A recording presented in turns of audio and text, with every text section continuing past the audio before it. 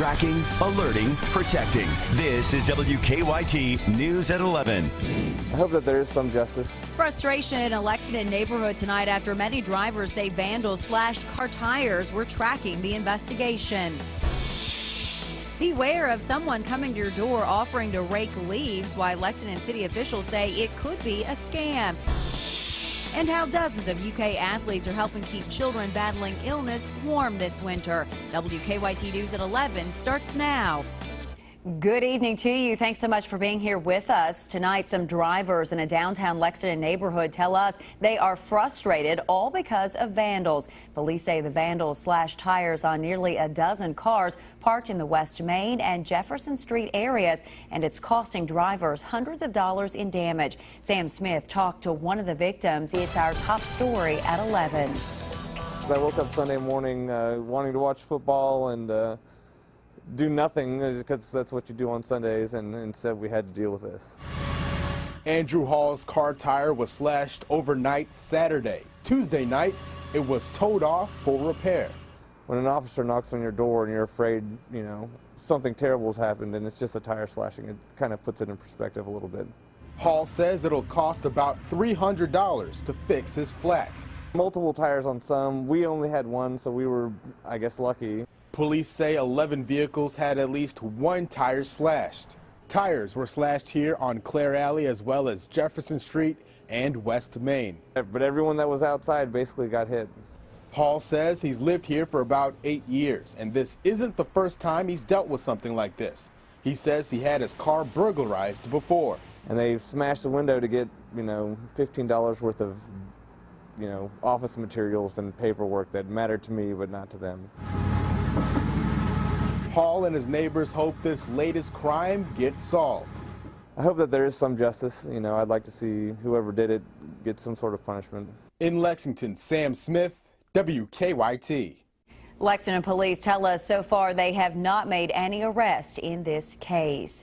Well, more dreary weather across the bluegrass tonight, and you may see a few snow flurries or showers. Chief Meteorologist Chris Bailey shows us what he is tracking on that First Alert Defender. How about it, Chris? Yeah, you know what? We've been tracking a few tiny snowflakes out there, Amber, here at the station on Winchester Road in Lexington. We've been looking at it, one of our security lights back here. Earlier in the day, the key word was snizzle, which is a little combination of drizzle and snow flurries. Look at our live sky cam. We're zoomed up close and personal on that light because that's really the only way we've been able to see those little tiny flakes.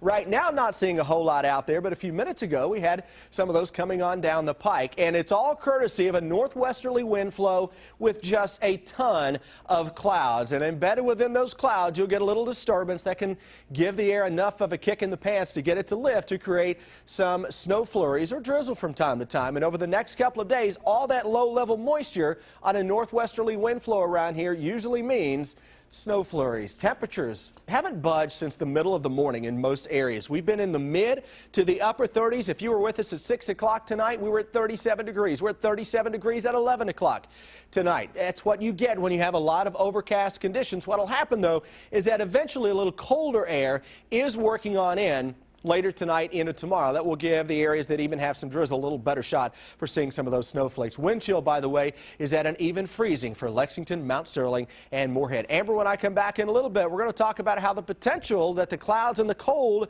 may try to linger deeper toward that weekend. We'll break it down for you in about 10 minutes. All right, Chris, thank you. Tonight, a powerful nor'easter is causing problems in the Northeast along the coast of New Jersey, New York, and New England. Heavy rain and strong winds brought down trees and even damaged some buildings. A lot of the trees in my backyard, I'm worried about some of them coming down. We've got one that's dead that's just about to go near the house. I'm like, please, not this storm. Inland, the storm iced over roads, leading to many accidents. The storm could dump as much as 2 feet of snow on the higher elevations of New England by Thursday. At least 800 flights were canceled today in the Northeast. The family of a Laurel County woman accused of causing a crash that killed her infant granddaughter says people shouldn't judge her yet. Police say Melissa Worstel was on drugs when she crashed her car in Laurel County last week. Her granddaughter, 6-month-old Ivy, died. Police charged Worstel with murder, DUI, and drug offenses. During a hearing today, a judge sent the case on to the grand jury. Family members say they want people to wait until all of the evidence comes out before judging Worstel. She loved that baby with every ounce of life in her. But people are crucifying her out there. And, you know, she's guilty in everybody's mind, not knowing any of the facts. Family members say Ursel told them she was reaching for the baby's bottle when she ran off the road and crashed. Federal investigators have released surveillance pictures showing the crash of a medical helicopter in eastern Kentucky last year. The NTSB says these pictures came from a building next to where the helicopter crashed in Clay County. The helicopter exploded into a fireball upon impact. The pilot and 2 medical workers on board died. NTSB investigators say the helicopter did not have any mechanical issues, but they think nighttime conditions and patchy fog played a role in that crash. A father has pled not guilty to attempted murder charges after police say he drove a truck into his own home. Justin Cottrell was arraigned today in Shelby County. Last night, police say he got into an argument with his wife, then later rammed the truck into the home. Police say Cottrell's wife, mother-in-law, and his 4-year-old son were inside the home at the time. They were not injured. Family members of a World War II veteran say a collection agency has been harassing him about a hospital bill he didn't even know about. They say 90-year-old Clarence Ramey got a notice from the agency about an outstanding amount owed to St. Joseph Berea Hospital from a visit in 2008. Family members say Ramey paid all of his bills on time, so they don't understand this unpaid bill. We talked to hospital leaders who say they contract their billing services to a Texas company, and that company also contracts out to a collections agency. They did not give us the opportunity to discuss this on a local basis. Now I'm having to deal with someone that is rude, irrational, they're demanding, and it just makes me furious. Hospital leaders say if a patient believes there's an error in a bill, they can call the hospital directly. Otherwise, the hospital sends unpaid bills to a collection agency after a certain amount of time. Well, it may seem legit at first. Someone comes to your door offering to rake your leaves to the curb for a price, and they claim to be working with leaf collectors from the city. But Lexington city leaders say don't be fooled. It is just a scam. They say some people in neighborhoods on the south side of town have fallen victim. In some cases, the scammers stopped by after city crews had collected leaves. City leaders say leaf collection crews will never go door to door and ask for money. Well, they are Christmas gifts right from the heart. Tonight, some UK athletes took time out of their busy schedules to help children battling illness. They made some special homemade gifts, which will soon be put to good use. Jerica Insko talked to some of those athletes tonight. It's a story new at 11. Some of these UK student athletes knew what they were doing and others did not, but they all had the same goal in mind, and that was to make these blankets for kids at Kentucky Children's Hospital. So we're making blankets for children's hospitals because we love children. Some have done it before. I think we all enjoy coming and making blankets for them just because it's good to give back to other people. It's not a requirement or a job that takes that much time or effort. Making blankets isn't that hard, but like, you know, the work you put into it is great to see them happy. But for some of these UK athletes, I don't understand how they cut it so easily. Struggle. it's more than an effort. This is worse than free throws for us. Right? It's a skill. Finding the corner, cutting this blanket, we're gonna make it nice. But that wasn't their easiest task. I think it's scissor problems. They tell us their coaches haven't taught them what they needed to know tonight. We're good at rebounding, catching oops, and throwing assists. We're not good at crafts. This is my struggling point. Now, they aren't there when the blankets are delivered, but they say that they do get photos to see how much these kids enjoyed the blankets, and some say that's their favorite part. In Lexington, Jerica Insko, WKYT. Well, it's not about how it's made. It's all the love that goes into it. Those blankets will be given to patients at Kentucky Children's Hospital on a later date. A Kentucky woman says the kindness of strangers helped her family after a horrible crash. In 9 minutes, how she needs your help making her Christmas wish come true. And then new disturbing accusations tonight against a Madison County couple accused of mentally and physically abusing a child. Tonight, a Kentucky woman needs your help finding the two people who helped her daughter and 5-year-old grandson after a crash.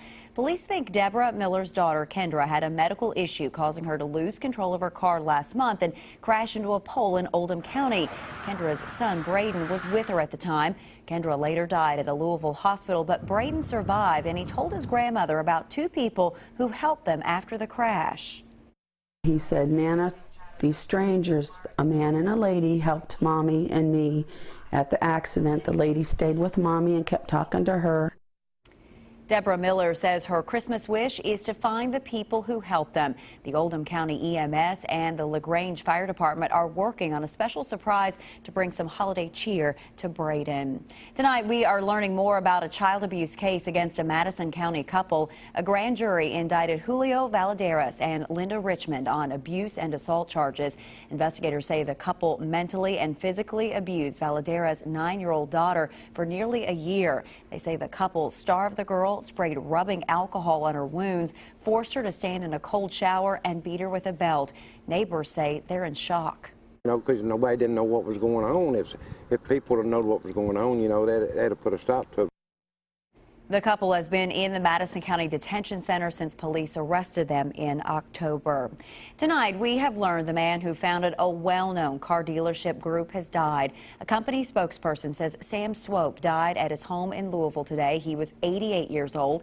Family members say Swope had been suffering from several health problems recently. Swope Auto has 16 locations in the Louisville area and one in Richmond. The company also has affiliated dealerships in Lexington and Hardin County. Tonight, people in Magoffin County got a closer look at what improvements to the Mountain Parkway will soon look like. State transportation officials showed some of their plans for the parkway during a public meeting at a school in Salyersville. The parkway is being widened and expanded. Construction on a 21-mile stretch of the project is expected to begin over the next month. Transportation leaders say they want to keep the public informed about the progress of the project.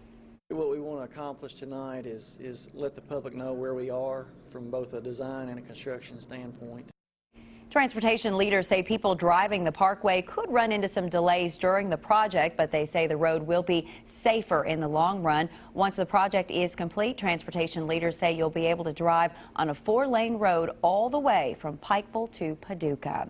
Some patients at Kentucky Children's Hospital did some holiday shopping tonight without having to leave the building. It was all thanks to the annual visit from Jared's Joy Card. The program lets children shop for everyone on their Christmas list without having to pay a dime. 15 years ago, young cancer patient Jarrett Minear started the Joy Cart as a way to bring joy to other children. He died in 2002, but his legacy lives on. He was very precocious. He was diagnosed with cancer when he was 2.5, and he fought, for 11 years, passed away when he was 13.5 years old. But he was, in addition to being very intelligent, he was a very compassionate child. While Jared's Joy Cart began at Kentucky Children's Hospital, it has since spread to many other children's hospitals all around the country. He certainly was a special little fella.